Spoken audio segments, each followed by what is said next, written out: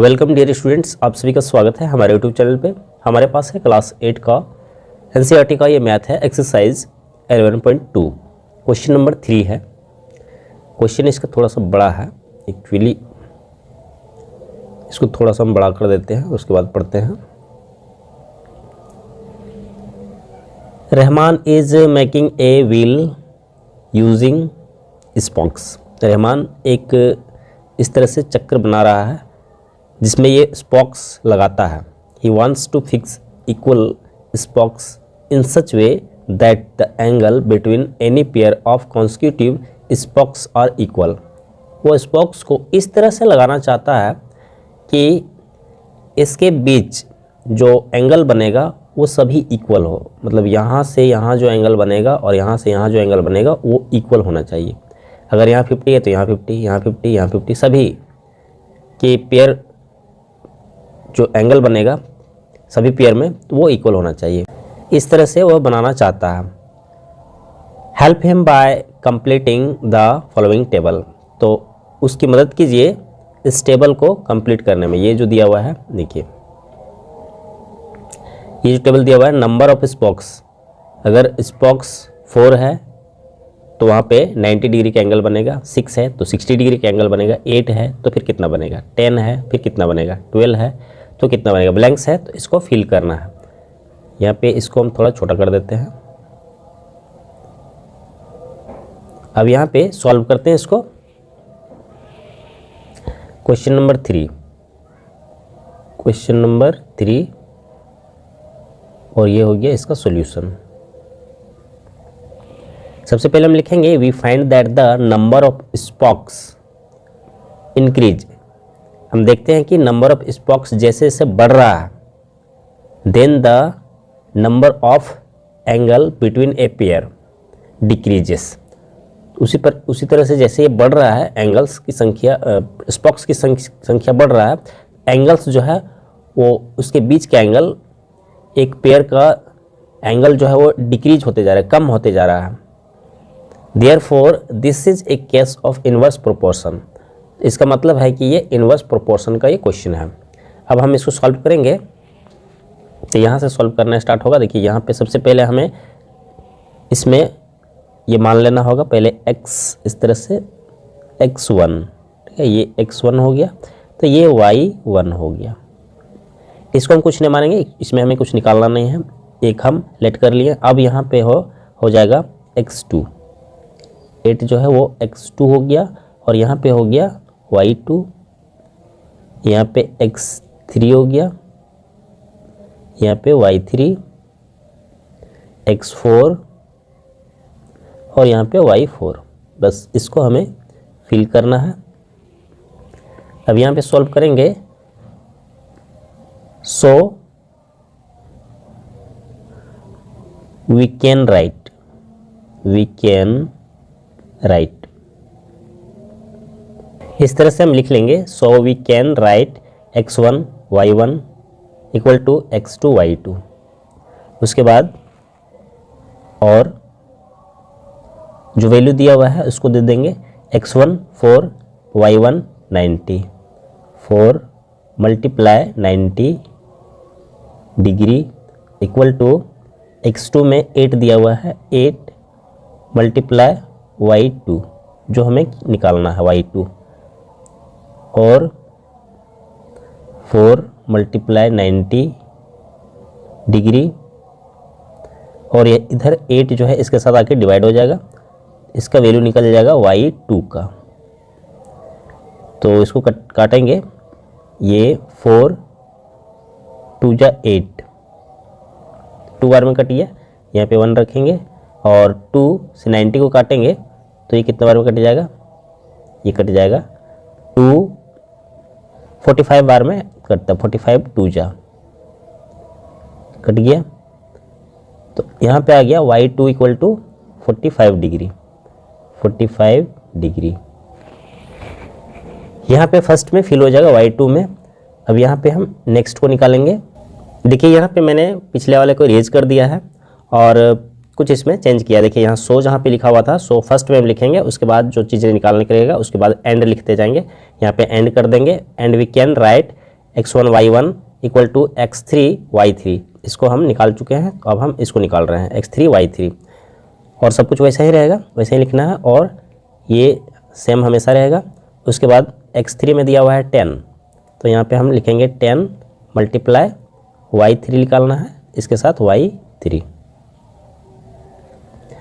4 multiply 90 degree और 10 इसके साथ आके मल्टीप्लाई डिवाइड हो जाएगा, इक्वल टू इसमें हमारा y3 निकल जाएगा।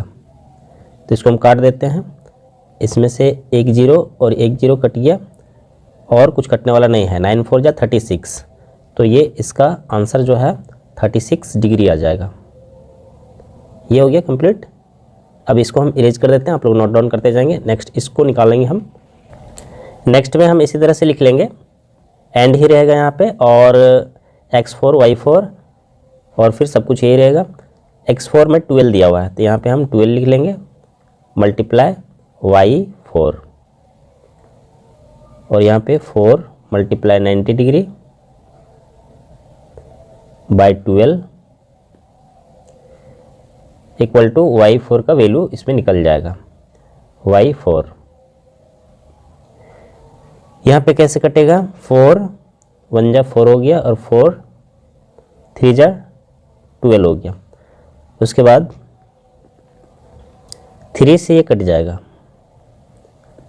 3 3 जा 9, ये यहाँ पे 3 आ गया और एक जीरो बच गया तो इस पे जीरो लगा देंगे, 30 डिग्री हो गया। तो y4 इक्वल टू 30 डिग्री।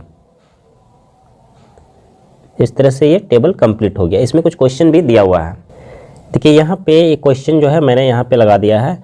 ये अब देख रहे हैं व्हील जो दिख रहा है वहाँ पे मैंने क्वेश्चन को यहाँ पे लगा दिया है और इस क्वेश्चन में कह रहा है, फर्स्ट में कह रहा है are the number of spokes and the angles formed between the pair of constitutive spokes in inverse proportion. यहाँ पे जो स्पोक्स की संख्या और जो पेयर के बीच में एंगल्स बन रहे हैं तो वो इनवर्स प्रोपोर्शन में है, ऐसा पूछ रहा है। तो ये इनवर्स प्रोपोर्शन में है, पहले हम यहाँ पे लिख दिए हैं तो इसको सिर्फ लिख देंगे s, इसका आंसर हम सिर्फ s लिखेंगे, हो गया। उसके बाद दूसरे नंबर में कह रहा है calculate the angle between a pair of consecutive spoke on a wheel with 15 spokes. यहाँ पे पूछ रहा है कि अगर 15 स्पोक हो जाए तो फिर उसका एंगल क्या होगा। जिस तरह से ये टेबल बनाया गया है, अगर 12 के बाद ये 15 हो जाए तो फिर एंगल्स कितने होंगे। तो यहाँ पे हम वैसा ही कर देते हैं, इसको हम इस तरह से लिख देते हैं। यहाँ पे सपोज कि यहाँ पे स्पोक जो है ये 15 हो गया, ठीक है 15। तो यहाँ पे ये x5 हम मान लेते हैं इसको, और यहाँ पे y5 हमें निकालना पड़ेगा, y5। तो हम इसको इरेज कर देते हैं, उसके बाद फिर इसी तरह से लिख के हम इसको निकाल देते हैं। यहाँ पे ये इरेज हो गया और इसको x5 y5 और इसमें कितना हो जाएगा, सेम यही सही लिखना है और यहाँ पे 15 हो जाएगा मल्टीप्लाई y5। तो y5 का वैल्यू इसमें निकल जाएगा, यहाँ पे 4 मल्टीप्लाई 90 डिग्री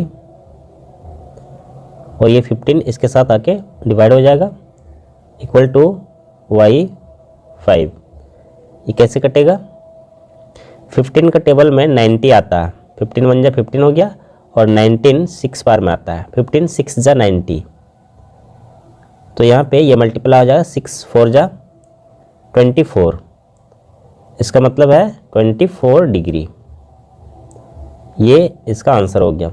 एक थर्ड नंबर में क्वेश्चन यहाँ पे है, how many spokes would be needed if the angle between a pair of consecutive spoke is 40।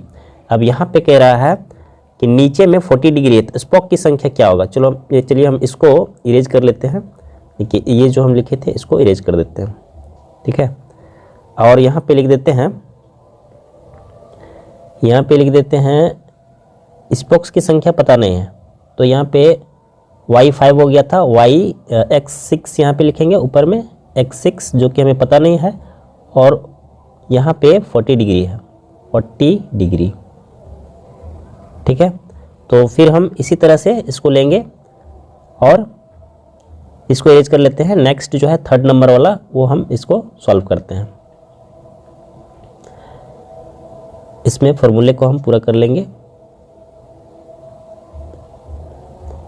यहाँ पे हम लिखेंगे x6 y6, और यहाँ पे हो जाएगा x6 जो कि हमें निकालना है, x6 लिखना होगा, और y6 हमारे पास दिया हुआ है 40 डिग्री, 40 डिग्री। सेम चीज़ वही करेंगे यहाँ पे, 4 मल्टीप्लाई 90 डिग्री, और 40 इधर आके डिवाइड हो जाएगा 40 डिग्री, और यहाँ पे हमें मिलेगा x6 का वैल्यू। x6 मतलब हो गया स्पॉक्स की संख्या मांग रहा है इसमें। तो यहाँ पे कैसे कटेगा ये 0 और ये 0, इन दोनों को काट देंगे।